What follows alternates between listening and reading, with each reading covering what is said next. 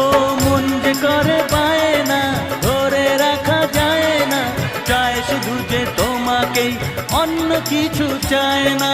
জানাই তোমাকে তা দুটি চোখের ভাষা, এই তো ভালোবাসা।